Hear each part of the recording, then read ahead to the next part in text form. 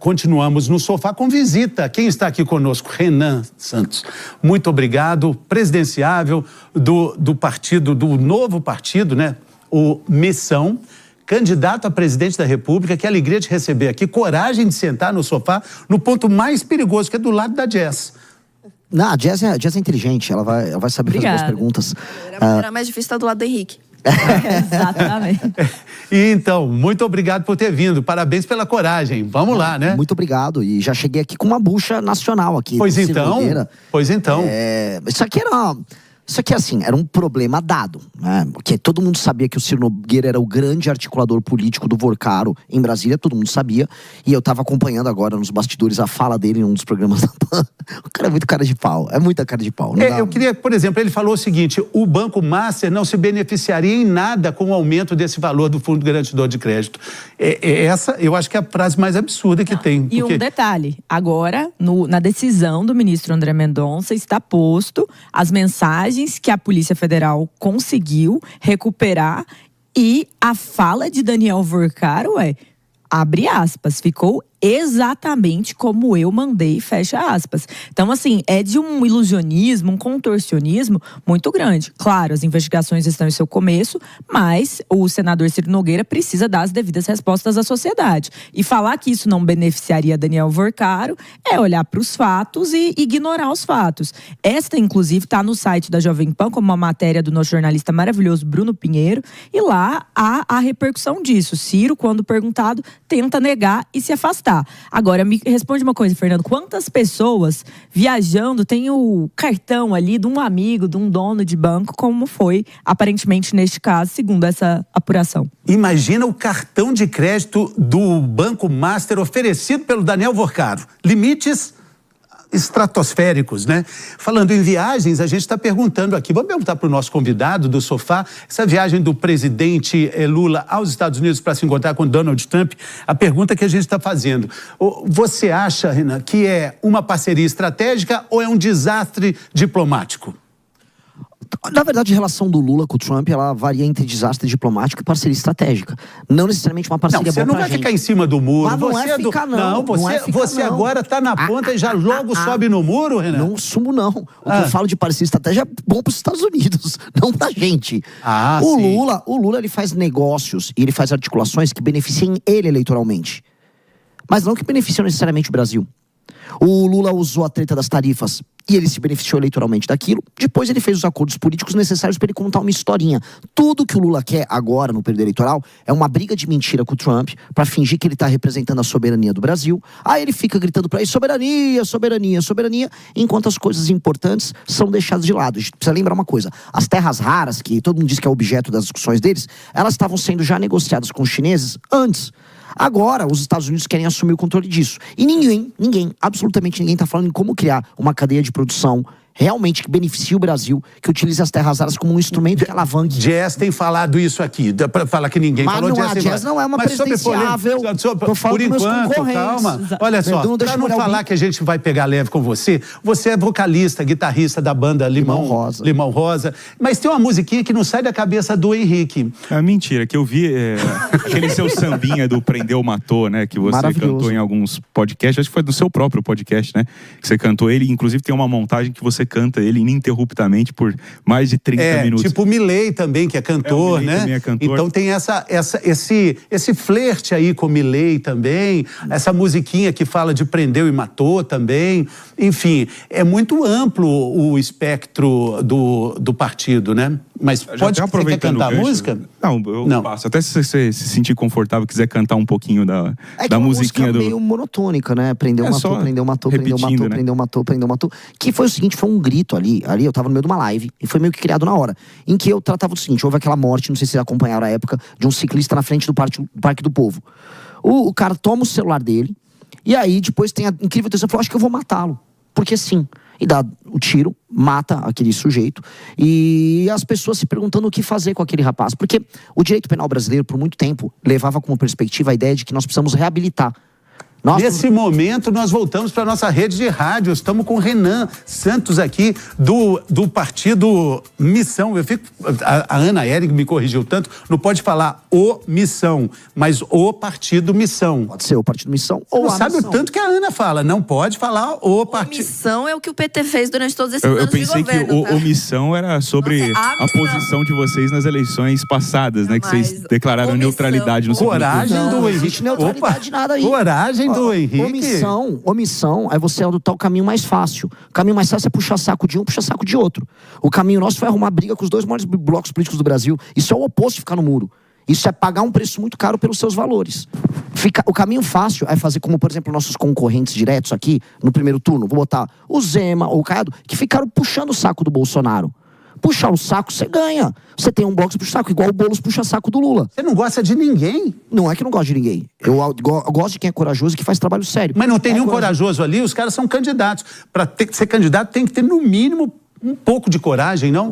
Tá, então, eu vou falar então que qualquer um, o Padre Kelmo é corajoso. Então eu vou ficar reconhecendo os méritos de todo mundo que é candidato. Candidatos têm que, antes de tudo, ter um partido e ser nomeado a ser candidato pelo partido. Então eu posso fazer uma lista inteira, botar do Emael ao Padre Kelmo e falar que todo mundo é corajoso, não é assim. A gente tem que falar assim, são pessoas, são figuras públicas que, diante de grandes dilemas, decidiram proteger o seu, vamos dizer, seu capital político e não fazer enfrentamento a figuras poderosas dentro do seu bloco. Eu volto a colocar, uma pessoa de direita batendo uma pessoa de esquerda, é fácil, você ganha seguidor.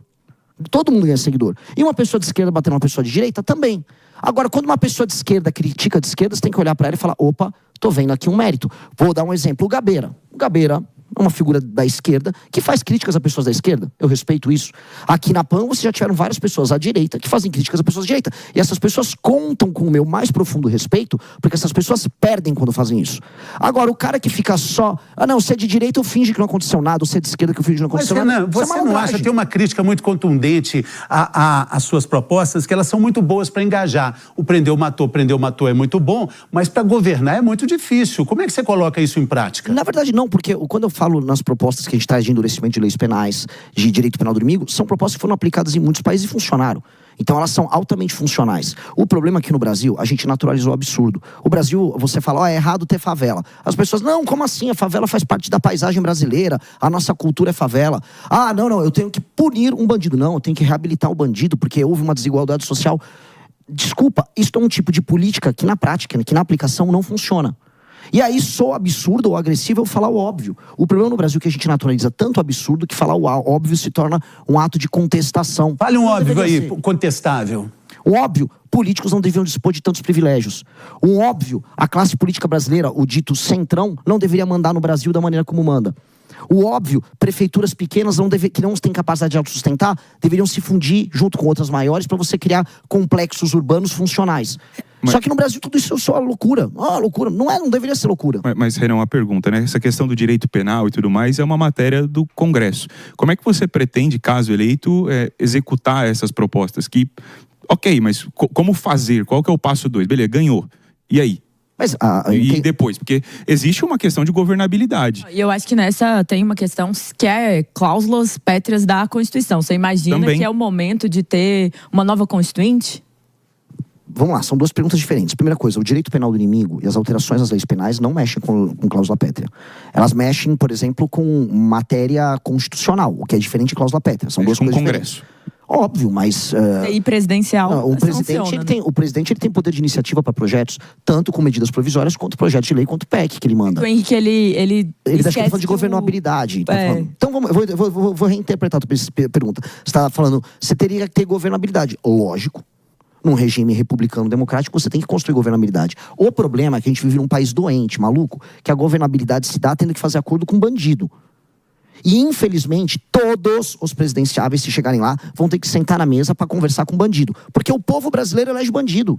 O povo brasileiro vem de voto e elege bandido e você vai ter que sentar lá para conversar com o bandido. O que eu não vou fazer é negócio com o bandido. Não, mas você pode fazer negócio com Donald Trump, por exemplo, que quer interferir na soberania nacional de alguma forma.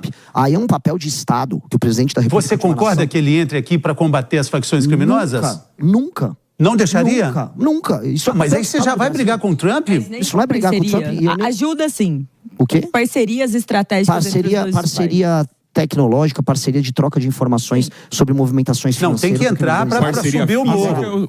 Não, ter tropas americanas no território brasileiro? De certa forma. Uma base militar aqui, como parte da direita. Eu não sou o Flávio Bolsonaro, que ficaria, assim, ele teria prazer quase sexual em uma coisa dessa acontecer. Ou o Lula vem da China se colocar aqui.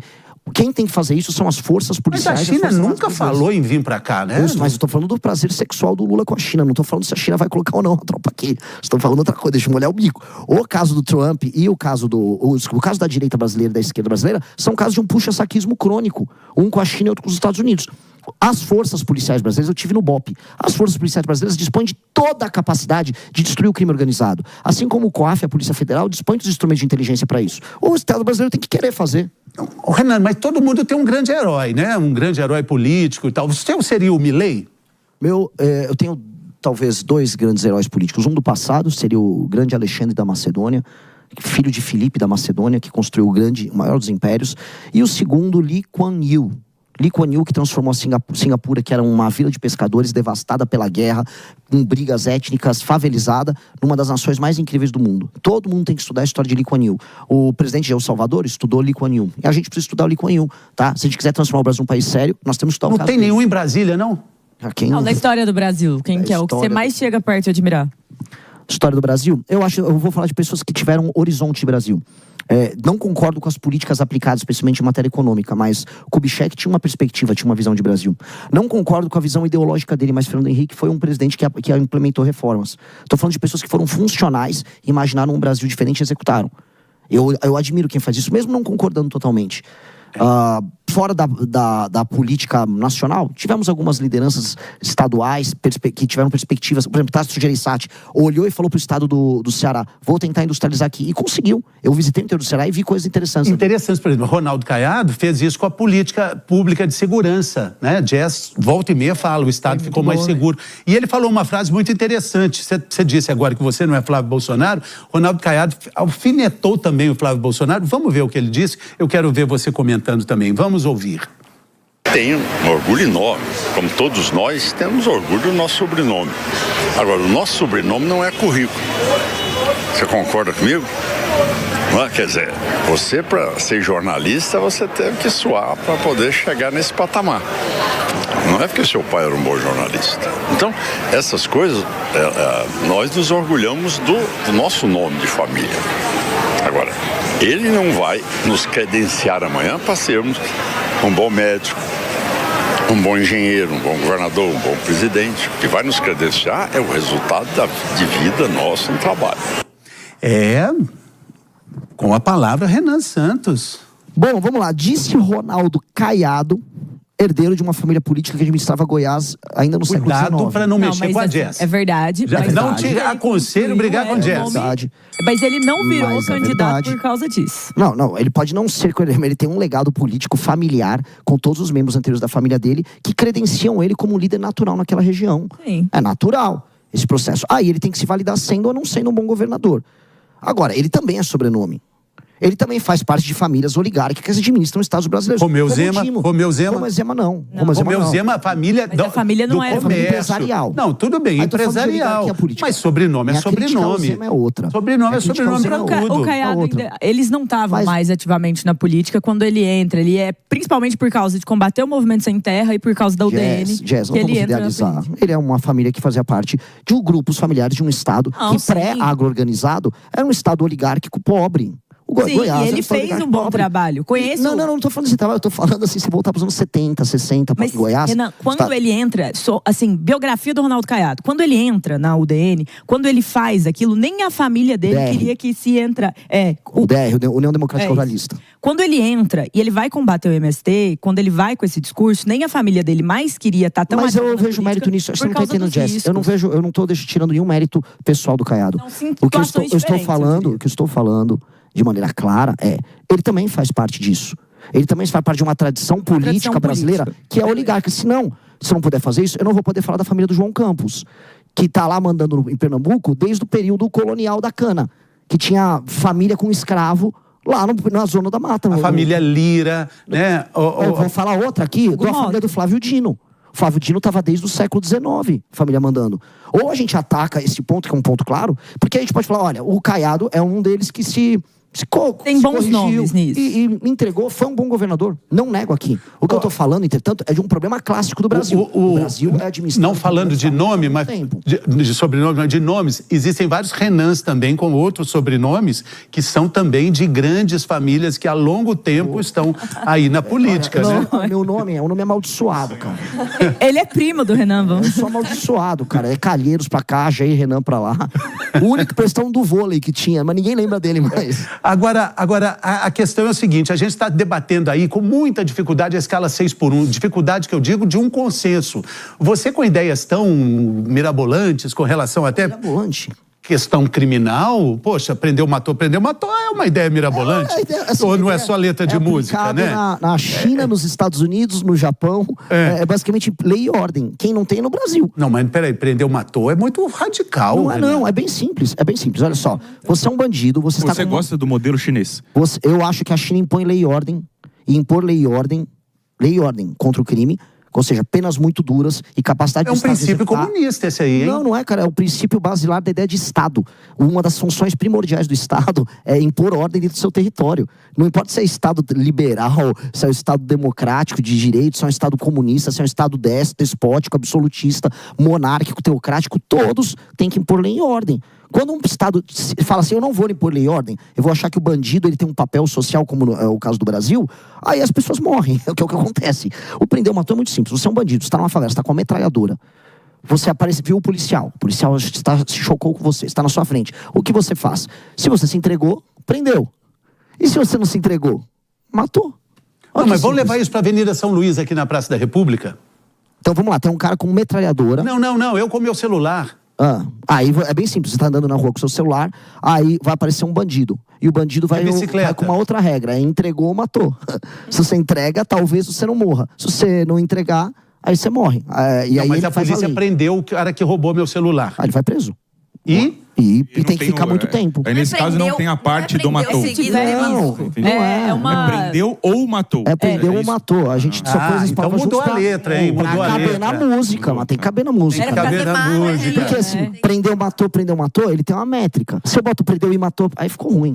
Falar em música, por exemplo, tem uma música dos Titãs muito boa, Sonífera Ilha e tal. Falando sobre ilha, qual político de Brasília você levaria para uma ilha deserta para ficar 1 ano com ele? Quem que tá aqui?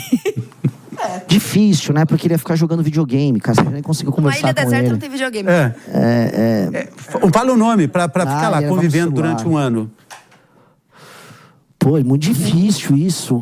Eu realmente nunca imaginei uma situação... Tudo bem, então escolha um pra ficar lá pra sempre. Um que você deixaria. Pra isolar lá...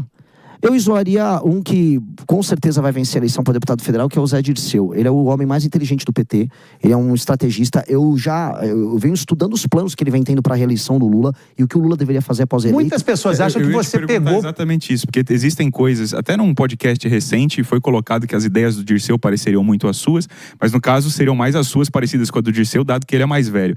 Em algum momento você se inspirou em algo que o Dirceu fez? Você falou agora de lideranças brasileiras, você colocaria o Dirceu como uma liderança que você... utilizou como base para suas propostas? Não porque o Zé Dirceu, quanto proposta, tá? Não porque o Zé Dirceu não falava, por exemplo, na lei de responsabilidade gerencial que eu estou propondo. O Zé Dirceu em nenhum momento falou em reabilitar São Paulo dentro do Pacto Federativo. Inclusive o partido dele, que esteve no poder há mais de 20 anos, não fez isso nenhuma vez, sequer propôs. Ele tem um livro de 99 que ele fala sobre reforma política.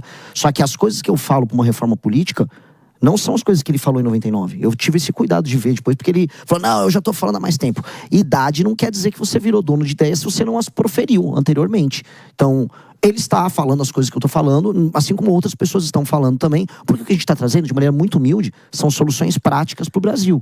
Soluções práticas para, por exemplo, pequenos municípios que, assim, sugam dinheiro do fundo de participação dos municípios, mas que não conseguem entregar resultados em termos de indicadores que melhorem a vida das pessoas. O Dirceu agora quer abordar. Fico feliz. Quando vai do Dirceu a, sei lá, o Flávio Bolsonaro concordando com as ideias que eu tô falando, quer dizer que eu tô falando alguma coisa interessante. Muito bom. Uma dúvida, aproveitando que a gente entrou aqui na questão de música, você recentemente se enfiou aí numa treta com Wesley Safadão a respeito de cachês altos em shows públicos. Por que você achou que era uma briga necessária comprar nesse momento? Mais do que entrar numa briga, eu fui condenado pela Justiça do Ceará, que gosta de me condenar. Eu não posso falar do governador do Ceará, não posso falar do Wesley Safadão. Fui condenado por dizer que o Wesley Safadão, ele é muito próximo de figuras políticas envolvidas em escândalo de corrupção no estado do Ceará, e ele é viciado. O Wesley Safadão, ele é muito safado no sentido de que ele tem uma tara também quase sexual em fazer show em cidade minúscula recebendo cachê de mais de R$1 milhão. O cara gosta disso. E eu acho que um município pequeno, que não consegue se sustentar do ponto de vista econômico, não tem o direito de fazer um show gigantesco, com um faturamento enorme, com Wesley Safadão. Eu acho que ele tem outras prioridades do tipo esgoto, do tipo alfabetização. Faria um feat com o Safadão? Eu acabei de gravar um vídeo pra fazer um desafio com ele. Pra mim, o Safadão fazer um show no município tem que ser um prêmio que o município recebe caso ele melhore seus índices de esgoto, de educação, de segurança, aumento da atividade econômica. E aí o município, pode fazer seu show com o Safadão. Só que ele tem que entender isso. Então, se ele se comportar como um prêmio, tá tudo maravilhoso. Agora, se ele for pra uma cidade como Cochichola, no interior da Paraíba, com 1.800 habitantes, com praticamente nenhum indicador básico funcional, com todo respeito, isso ele tá contribuindo pro problema e não pra solução do Brasil. E a gente tem a repercussão também de uma pesquisa feita em 10 estados com relação a presidente, né? O resultado, Renan, é que o presidente Lula lidera em 5 estados e Flávio Bolsonaro está na frente em 4. O petista vem mostrando crescimento em Minas Gerais, mas perde espaço em São Paulo e, além disso, também o Flávio tem reforçado nos últimos dias a defesa da redução da maioridade penal. Graduações de 14, 16 anos. Esse parece ser o grande discurso da campanha, né? A redução da maioridade penal. Até os eleitores do presidente Lula, a gente mostrou aqui no programa, defendem isso também, né? Seria algo que você gostaria de contemplar também no seu provável governo? Eu obviamente defendo. Eu defendo que para crimes hediondos não exista maioridade penal como acontece em outros países. Se uma criança de 12 anos foi capaz de violentar sexualmente uma mulher, não importa a idade da mulher, se ela foi capaz de ocultar um cadáver, ela tem que ser capaz de ser presa por muito tempo. Não existe reabilitação para um psicopata dessa natureza. Dito isso, o senhor Flávio Bolsonaro e outros que todos agora querem penas muito duras e tal, ele teve 8 anos de mandato como senador, tendo o pai dele como presidente da República e nunca propuseram isso. Na verdade, o pai dele, o Jair Bolsonaro, não andou com nada em matéria penal no Brasil. Muito pelo contrário. Quando o Moro colocou o pacote anticrime, foi o senhor Bolsonaro que trabalhou para desarticular. Ou seja, ele teve uma agenda pró-bandido no governo dele. E não adianta o Flávio falar que não. Não adianta o Flávio falar que não. Dos maiores defensores da agenda da impunidade do Brasil, o Gilmar Mendes, no STF, o Flávio Bolsonaro é parceiro. Curiosamente, foi o Gilmar Mendes que salvou o Flávio Bolsonaro no escândalo da rachadinha. Não adianta o Flávio fingir que não. Foi o processo, foi lá com o Gilmar Mendes que ele evocou lá da Justiça Estadual do Rio de Janeiro, trouxe para o STF, criando uma ficção de que ele teria uma espécie de foro privilegiado ali. Aí ele não tem coragem. Mas isso a gente viu aqui no sofá, porque antes de ter essa notícia de que o próprio eleitor do Lula é a favor da diminuição da maioridade penal, o Henrique, o herói de todas as resistências, ele era contra. Ele era contra. Aí ele viu a pesquisa e mudou de ideia. Tomou uma diesada. Não é isso. Tomou a diesada. O que acontece é o seguinte, invertida. Eu acho que não há condições de redução da maioridade penal com o sistema penitenciário que a gente tem hoje. Porque você colocar um menor de idade, um menor infrator dentro do presídio, que é uma escola do crime, hoje você vai estar fazendo ali uma formação infinita de pessoas para organizações criminosas, que é o que acontece dentro do presídio hoje. Até aproveitar que a gente está com um candidato aqui, caso haja redução da maioridade penal, você acha que os presídios, no formato que são hoje, eles têm condições como você imagina a função do presídio para com os criminosos? E se você acha que, assim, hoje os presídios não funcionam como uma escola do crime, se a gente colocasse menores lá, dada a legislação que nós temos, a gente só não fomenta mais pessoas para o crime organizado quando elas saírem da cadeia? Pois bem, eu tive a oportunidade de ir em Pernambuco, num presídio que tinha sido desativado há coisa de 2 meses. O presídio era administrado pelo Comando Vermelho.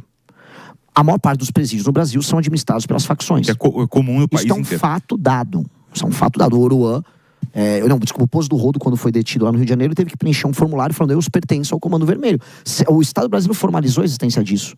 Nós temos que desmontar isso. Por isso a gente tem que ter uma política muito séria de destruição do crime organizado. Destruição institucional deles.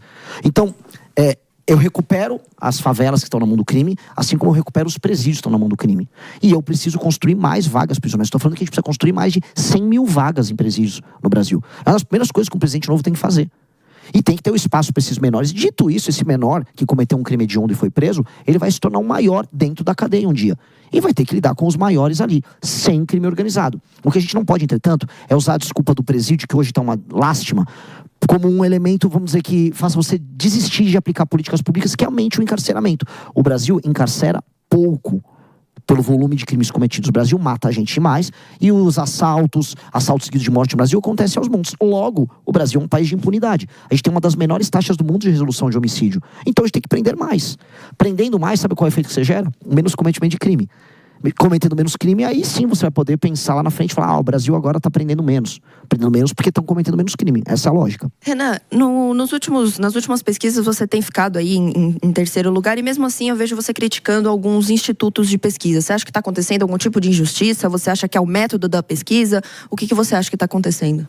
Putz, assim, tem um especial, o Quest, eu não consigo levar a sério. Depois que eu chequei, assim, o Quest fica só me dando 1%. E ninguém, eu fui no Vilela, Inteligência Limitada, maior podcast do Brasil.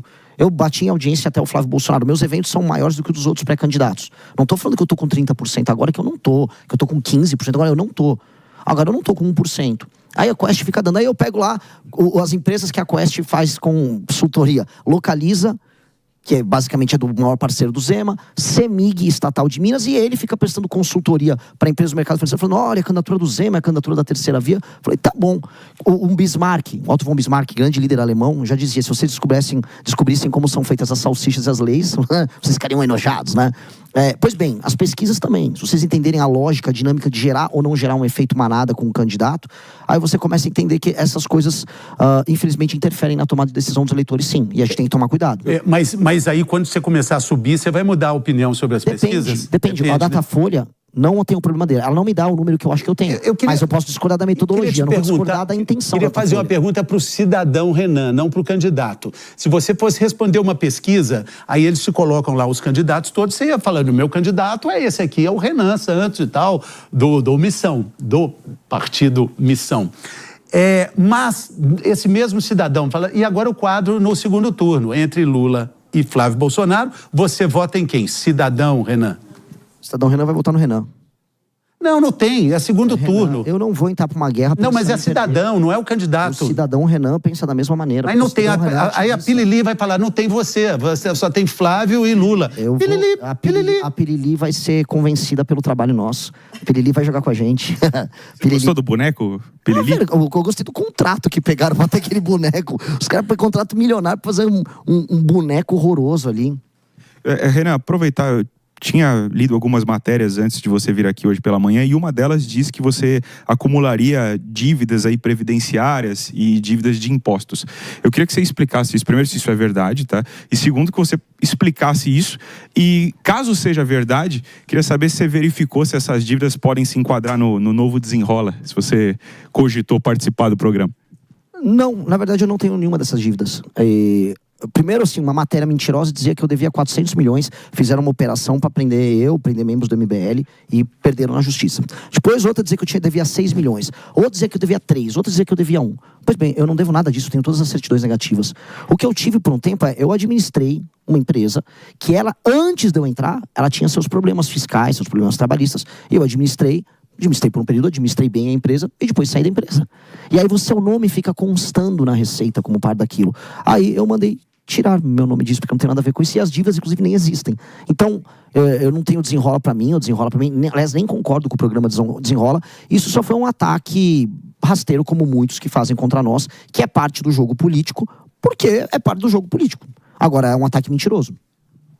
Com relação a essas questões, você está preparado também para entender todas as articulações que acontecem com o MBL, essa coisa intempestiva, coisa muito juvenil, né? Toda essa história de, poxa, o cara cria casos, falando, o Mamãe Falei tem um histórico completo e complicado disso tudo. Você carrega uma bagagem difícil de levar, né? Eu carrego a bagagem de um movimento que há 12 anos nunca se vendeu, não tem um escândalo de corrupção sequer, que topou perder seguidores, perder estrutura em nome daquilo que acredita. Eu carrego a bagagem de milhares de jovens que ficaram carregando prancheta no meio da rua para coletar assinatura, para montar um partido, algo que quase ninguém conseguiria fazer no Brasil. Caminhou muito, rodou esse Brasil, vai rodar muito ainda. Candidato, pré-candidato do partido Missão à presidência da República. Ele está prometendo um tanto de coisas e, na verdade, a gente está apertando ele com relação à dificuldade da governabilidade. Porque Centrão, Renan, tem um partido enorme no Brasil chamado Centrão. Eu quero pegar uma linha dessa. Centrão, porque o Centrão é um partido. É isso que eu sempre digo aqui. E aí você vai se aliar. Não é formalizado, né? Você vai se aliar a esse partido. Botando magnésio na Casa Civil, que aí ele faz a articulação ficar boa. Fala, Jess. Né? Mas vamos lá. O MBL, antes do Missão, esteve principalmente alinhado num partido que foi União Brasil, que tem como presidente nacional hoje Rueda e que está federando aí com o PP, que é o partido de Ciro Nogueira hoje aí, que sofreu esse início de investigação envolvendo o Banco Master. Vocês viveram a realidade, viram internamente o que é um desses grandes partidos. E a partir disso, imagino que decidiram criar o próprio partido, o Missão, que foi formalizado no ano de 2026 já, né? Já é um partido que... 25. Finaleira. Ali no finalzinho, mas está valendo para essa eleição. É a primeira vez que vão concorrer pelo Partido Missão. Qual é a experiência interna de vivenciar um desses partidos do Centrão que você teve ou que você acompanhou? E qual que você acha que é a maior crítica que se pode fazer à estrutura patética partidária que se tem no Brasil? Muitos partidos são cabide de emprego, muitos partidos são instrumentalizados, têm seus donos. E como que funciona e como que você vê essa diferença dentro do Missão? Pois bem, vamos lá. A gente teve inúmeros partidos. Nós elegemos lideranças em muitos partidos. A gente fala mais do União Brasil porque o Kim concorreu pela União Brasil, o Guto já tinha concorrido, a Amanda também. Mas a gente tem uma experiência multipartidária com todos esses partidos do Centrão aí, ou centro-direita. E todos são basicamente a mesma coisa. Todos eles são partidos fisiológicos que não têm proposta de Brasil e apoiam a proposta A, B ou C, dependendo do lugar e dependendo da circunstância. Se você olhar, nunca ninguém teve essa experiência. Pega o programa de todos esses partidos, é tudo igual. E assim, defendemos a democracia, defendemos direitos, justiça social. É nada, é uma carta de Papai Noel, porque o objetivo deles, num país doente, politicamente como o nosso, é amealhar espaços políticos. Por exemplo, você ganha uma prefeitura, administra recebendo uma emenda, elege um deputado que é governo, não importa se o presidente é de esquerda ou de direita, e aí você vai, tal qual um parasita, tocando o país nisso. Pois bem, estes caras são o maior problema do Brasil. Eles são um problema maior, inclusive, do que a esquerda. A esquerda é o maior adversário ideológico natural. Mas eles são um problema maior do que a esquerda. Eles são um problema maior do que o bolsonarismo. Mas, geograficamente, é preciso definir um nome até para o eleitor. Tem o centro, tem a esquerda, tem a direita, tem centro-esquerda e centro-esquerda. É que eles não são centro. O que é? Você é o quê? Eles são o seu lado de dentro e o lado de fora. Eles são, na prática... Aí eu não quero estragar a audiência do programa entrando em coisas muito conceituais. Eles são o velho patrimonialismo brasileiro, que é a fórmula de apropriação do espaço público por entes privados. No Brasil... Meio Ciro Gomes isso aí, hein? Meio Ciro Gomes, por mais que a família do Ciro Gomes no passado tenha também feito isso, tá? Mas o Ciro Gomes, quando eu comparo ele com o resto dos caras, o Ciro Gomes é um homem ilustradíssimo. É o cara que você levaria pra ilha, então. Eu levaria, pra falar então, dois que eu conversaria muito, eu conversaria com ele e o Tasso Gereissati, numa ilha sobre industrialização do Ceará. Porque o que eles fizeram, eu vi. Nesse momento, a gente está de volta na rede de rádio. Estamos aqui com o presidenciável Renan Santos, sendo apertado, mas saindo. Você não é mineiro, né? Você não é mineiro. Não, mas você tá de mineiro aqui hoje. Uma ova. Mineirinho vai fugir da resposta, né? Come uma banana com casca. Eu respondo tudo aqui. Não vou fugir.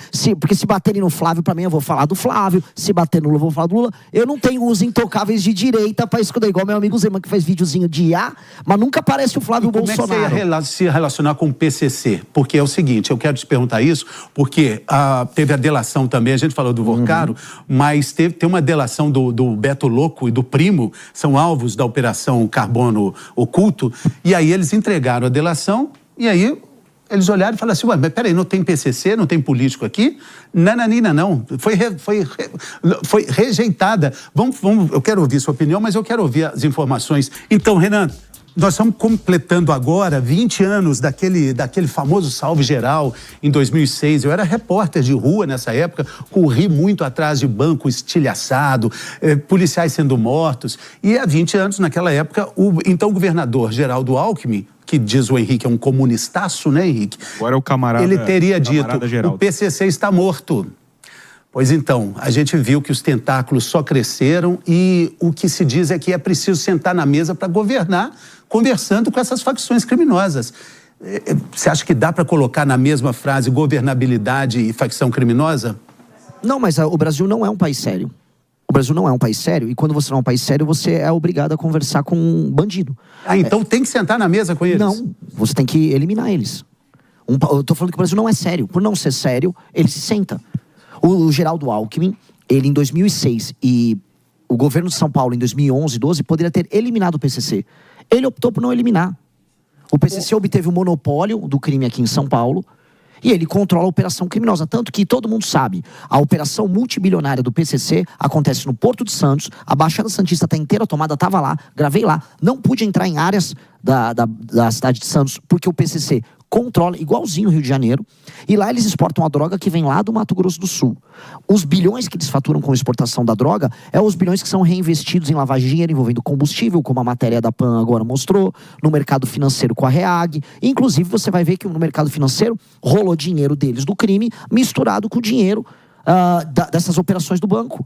Dito isso, chegou uma hora de sentar na mesa com eles? Não, eu vou sentar numa mesa em que eu vou ficar vendo eles sendo mortos pela Polícia Militar do Rio de Janeiro, Polícia Militar de São Paulo, que é a mesa de comando do presidente da República, falando parabéns, eliminou esses caras. Ou presos para sempre, num presídio de segurança máxima. PCC tem que morrer ou deixar de existir. Institucionalmente não pode existir. E um presidente da República que aceite que um pedaço do seu território seja ocupado pelo PCC, Comando Vermelho, ele não está no cumprimento da sua função de presidente.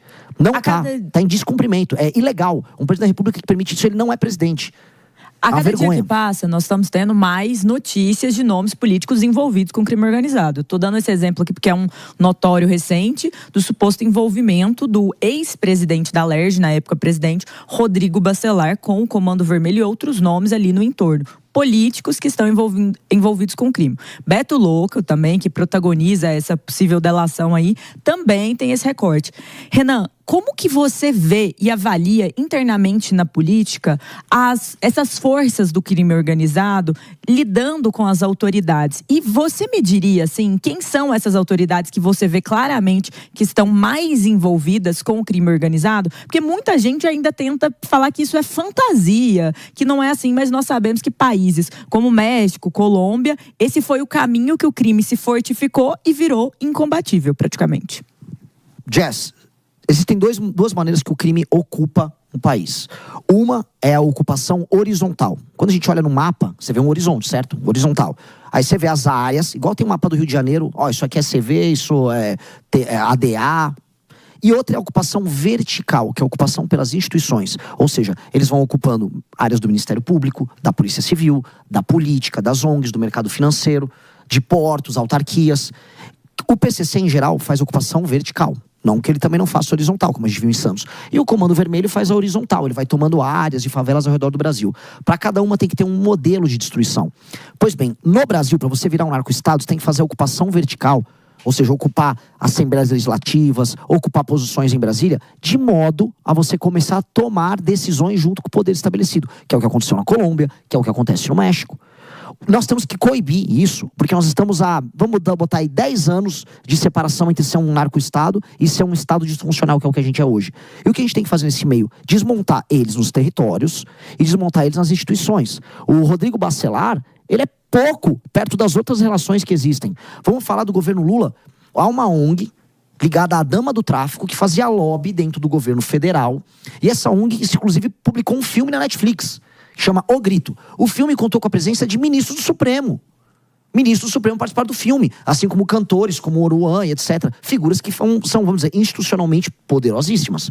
A partir do momento que você tem uma coisa dessa acontecendo, significa que o crime organizado já está mandando em você.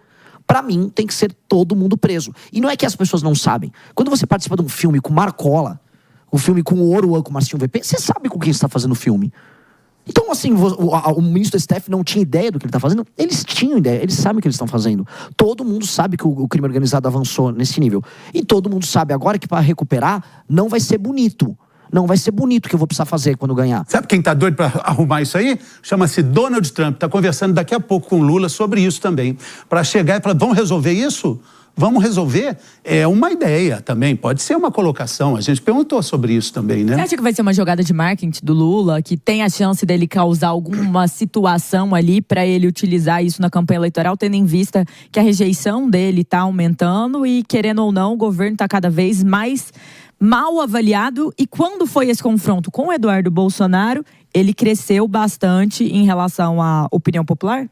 Para ele faz todo sentido. Para mim, ele vai para os Estados Unidos entregar uma coisa muito boa pro Trump, que é uma causa, e o Trump entregar uma coisa muito boa pro Lula, que é uma causa. Eles não precisam chegar a acordo nenhum. Se eles conseguirem uma boa demanda, eles têm uma boa causa para cada um dos seus eleitorados. O Trump está passando por um período, gente, entendam, de muita queda na popularidade dele.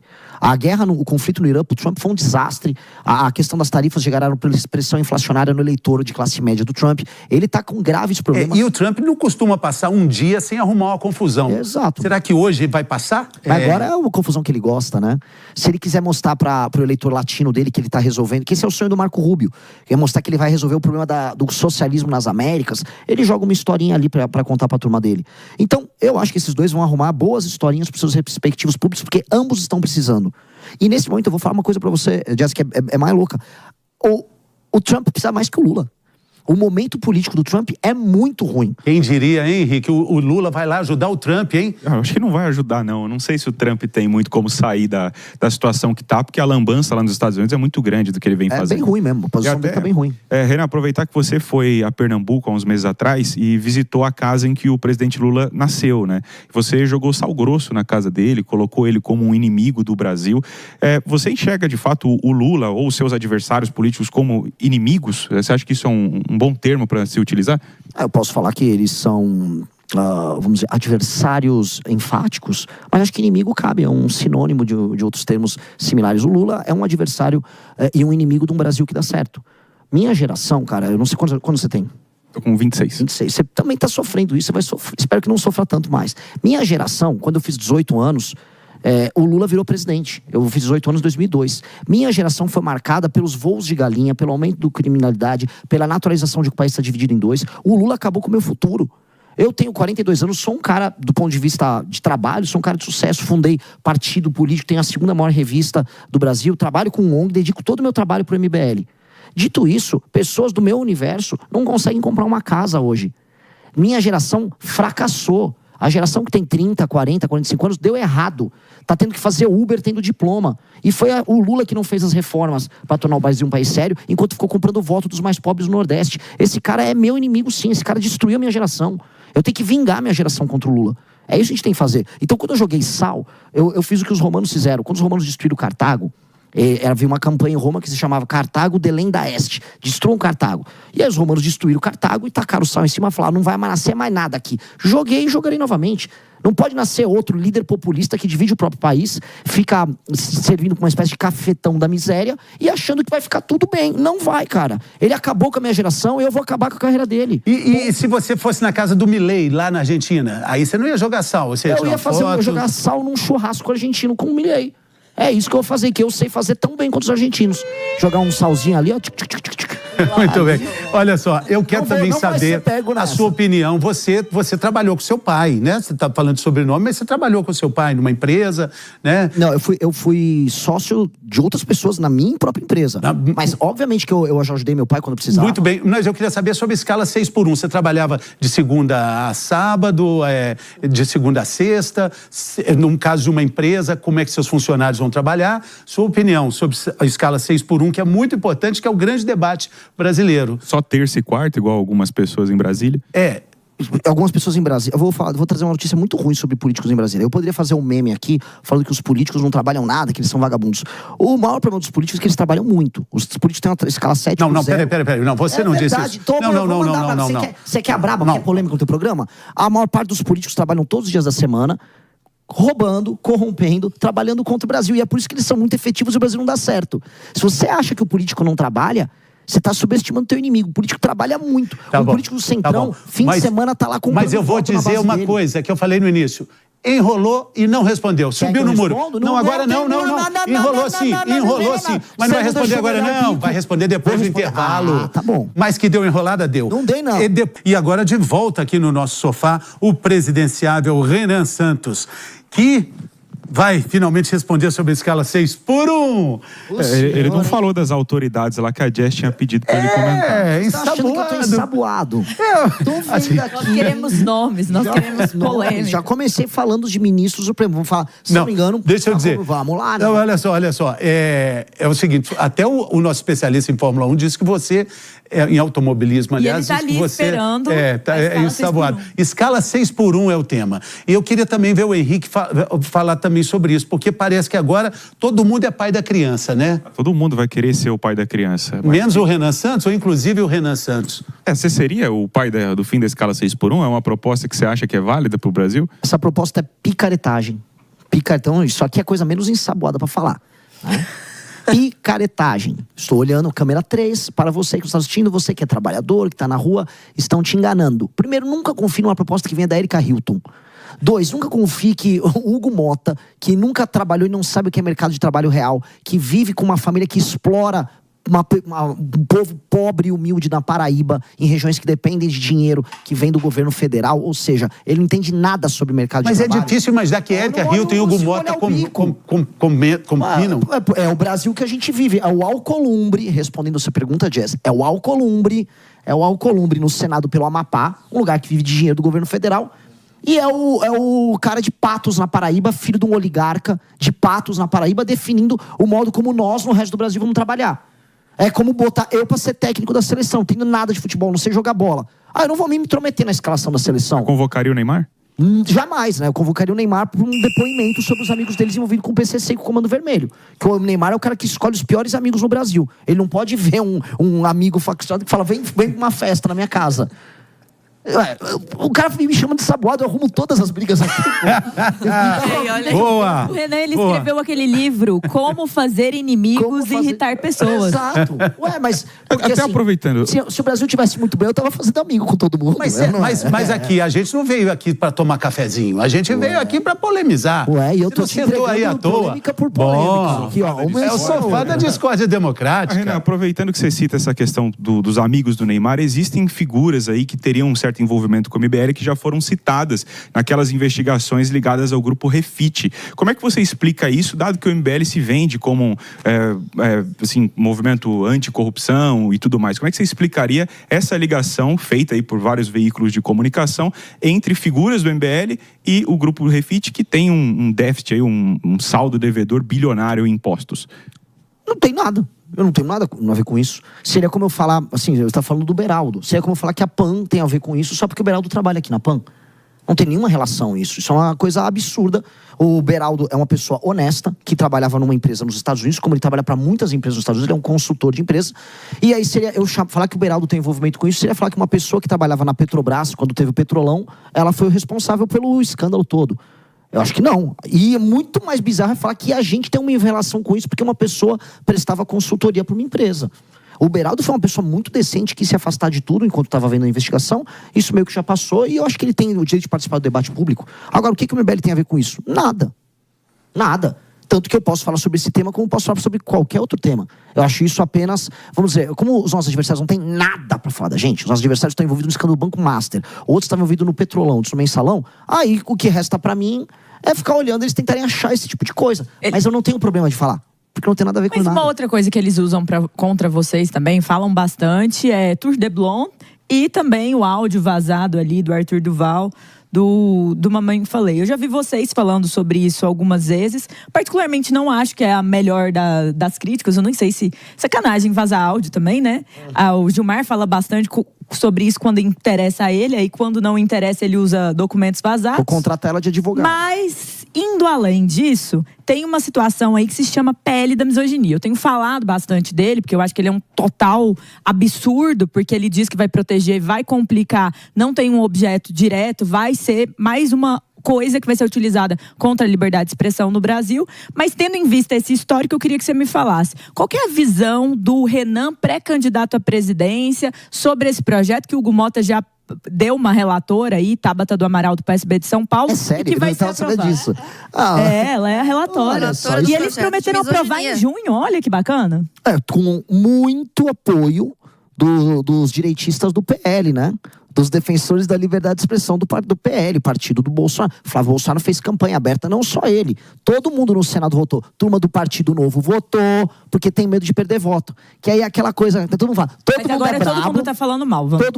Mas depois que votou, depois aí é gostoso, né? Todo mundo é bravo? Como é que é? Todo mundo é bravo? Eu tenho um banco, aí eu vou, agora eu sou contra roubo de banco. Pelo amor de Deus, os caras participaram daquela covardia. O que você disse do Henrique? Você estava falando do Henrique, todo mundo é bravo, mas... Todo mundo é bravo? Todo mundo é bravo, todo mundo é um leão, mas na hora de lutar é um gatinho. Achei que você estava falando do Henrique. Achando o Henrique tão quietinho hoje.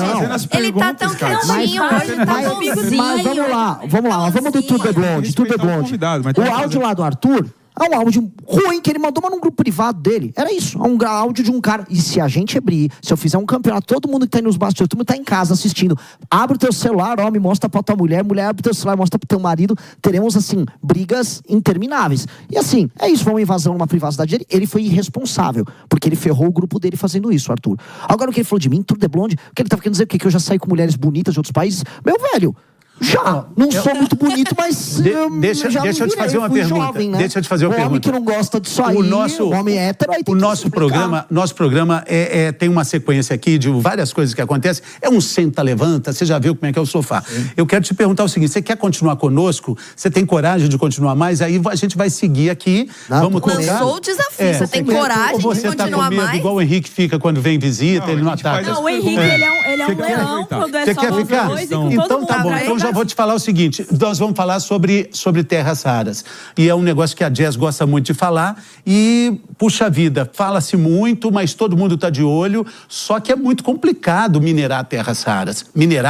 Esses minerais críticos. Demora 15 anos para desenvolver uma tecnologia. Então não é só falar, é tudo nosso. A gente precisa de tecnologia que vem de fora. Então não é assim, vamos defender, ninguém entra. Precisa vir empresas competentes para fazer isso. E o lucro demora a acontecer. Como é que você vê essa situação e o que você acha disso? Sem discordar da Jazz ou principalmente discordando dela? É pra responder agora ou é o próximo? Não, é agora. É que ele confundiu a música. É agora. Eu tô numa música aqui. É agora. Vai. Eu tô numa... Óbvio que nós teremos que utilizar não só para extração dos minerais, do disprósio, vou dar um exemplo, disprósio, terrível disprósio das terras, não só para extração, você vai precisar de parceria internacional. Nós não podemos ficar só em montar um composto com os minerais das terras raras e mandar para fora, para os Estados Unidos fazer a sua cadeia de indústria bélica, de semicondutor. Todo o valor agregado na cadeia não está na extração, está nos produtos que você faz com isso. E esses produtos, eles vão definir o mundo que vem aí. Por isso que as terras raras são um tema central no mundo. A China consegue verticalizar tudo. Por quê? Porque ela tem terra rara, tem as maiores reservas do mundo, e ela consegue fazer todo o processo industrial. O Brasil vai ficar o quê? Já vai ficar mandando mineral para os Estados Unidos? Que é isso que o Trump quer. E o tema é tão sensível que Mas não adianta, a gente não sabe o que fazer. A gente tem que mandar, porque a gente não tem a empresa para trabalhar. Poder. Os Estados Unidos, sem isso, ele não vai conseguir ter uma indústria bélica capaz de competir com a China nos próximos 20, 30 anos. Ele não vai conseguir entrar na parte de semicondutor com a força que ele precisa. Ele não vai ter material para fazer bateria, para carro elétrico, para drone, para tudo isso. Então ele vai precisar sentar com a gente. O Brasil está numa situação de poder aqui. Aí ele tem que sentar, fazer uma reforma de competitividade para valer a pena montar empresa no Brasil e falar, vamos explorar junto, mas vamos fazer transferência de tecnologia para empresas brasileiras. E eu não quero só mandar fazer o ímã aqui e mandar para lá. Não, eu quero fazer a bateria do motor elétrico. Eu quero fazer os componentes militares aqui. Mas sabe quanto tempo demora? De 15 a 20 anos. Mas presidente que quer tornar o Brasil sério tem que pensar em 20, 30 anos. 15 a 20 anos para fazer isso. Mas é isso, Mas você imagina o quê? Que a gente vai ficar multibilionário como nação, multitrilionário de uma hora para outra com terras raras? Não. O que a gente pode fazer é ter outro voo de galinha só vendendo as terras raras, pegando o royalty. Que é o que, vamos colocar aqui, que é o que o Flávio propôs fazer quando ele foi no CPEC, um evento pró-Trump nos Estados Unidos, e o que o Lula tá tarado para fazer com a China. O Lula disse que quem vendeu foi o Caiado, vendeu para uma empresa americana que é sócia do governo americano. Quem vendeu foi uma empresa de Goiás, não foi o Caiado, não. Que autorizou, que canetou ali, Jess. Canetou. Agora, não, gente, canetou o que? Essa empresa não é dele? A empresa é uma empresa privada. O evento lá toda bonitinho. A questão toda é que esse é um tema de, vamos dizer, de interesse e segurança nacional. Você dispor sobre esses minerais e fazer um uso inteligente deles significa se colocar numa briga com o mundo mais alta tecnologia, e eu tô falando de tecnologia bélica. Então isso é um tema de interesse nacional que o presidente da República tem que tratar. O Renan fala que vai governar ali de uma forma muito enfática, mas eu quero ver um governo Renan Santos encontrar formas para dobrar o Congresso e fazer uma CPMI do Banco Master, hein, Matheus? Eu acredito que o Renan não conseguiria, não. Porque para fazer uma CPMI do Banco Master teria que mudar Brasília inteira, né? A gente vê lá que, infelizmente, Brasília virou direita, esquerda e centro. Parece que não querem e a gente ainda vai além. A gente vai para outras esferas de poder. Eu quero pôr mais pimenta na pergunta. Você vê que está falando muito que o PL da dosimetria veio de um acordo para enterrar a CPI do Banco Master. Você acha que isso é real? E você vê alguma chance dessa CPI ainda nesse ano rolar? Vamos lá, as duas perguntas. Vou começar pela sua bem rápida. Sim, rolou o acordo. Inclusive, os senadores que votaram a reunião do Congresso, que passou a dosimetria, quando eles assinaram para ver a reunião do Congresso, eles sabiam que não haveria ali na pauta a CPMI do Banco Master, que teria que ser colocado em pauta. O Alcolumbre não colocou. Todo mundo tinha ciência disso e ninguém reclamou. Quem entrou na justiça para derrubar isso foi o deputado Kim Kataguiri e um deputado que é o Carlos Jordi, que eu vou dar mérito para ele também, um nosso e um do PL. E entrou, tá na mão agora do André Mendonça. Cadê os demais gritando, berrando? Foi feito um acordão. 503 deputados, né? 503 deputados, mais os 81 senadores. Desse total, 2 se mostraram indignados. 2 unidades de parlamentar é muito pouco. E nós cumprimos o nosso papel. Todo mundo sabe que tem um acordão desenhado para salvar todo mundo no caso do Banco Master, porque envolve todo mundo, como você citou. Supremo envolve direita, envolve esquerda, envolve centrão, envolve de cima para baixo. Só que tem que envolver a população. Na minha época, quando eu ia para a rua, e a gente levava toda aquela população para defender a Lava Jato, eles se dobravam à opinião pública. Hoje as pessoas não vão. E tem um motivo. O motivo é as pessoas deixarem de ir na rua porque elas, em vez de ir na rua defender que tem que ter lei e ordem no Brasil, que bandido tem que ir pra cadeia, que escândalo de corrupção tem que ser investigado, as pessoas saem na rua para idolatrar político. Renan, mas aí então falar em ir na rua, por falar em gente na rua, né?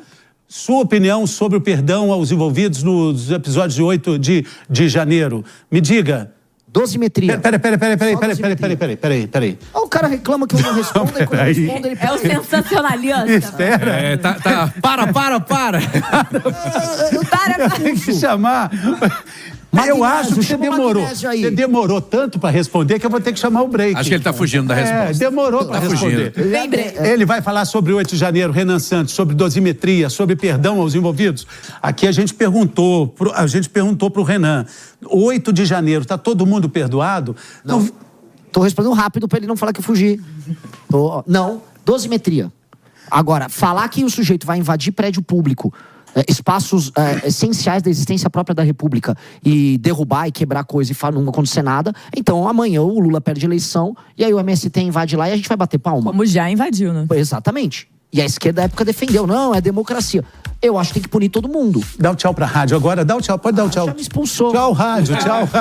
Tchau, rádio, muito magnésio. Não saiu não, agora corre pra TV pra ouvir a próxima resposta. Continuamos na TV. São os protocolos. Deixa eu te falar, liturgia do cargo. Você quer ser presidente? Então você vai ter que ter atenção, isso vai subir a rampa, tem que ter alguém ali, aqui, ali, tudo. Posso tomar magnésio? Tomo magnésio. Vai lá. Eu queria cutucar uma outra... Você estava falando?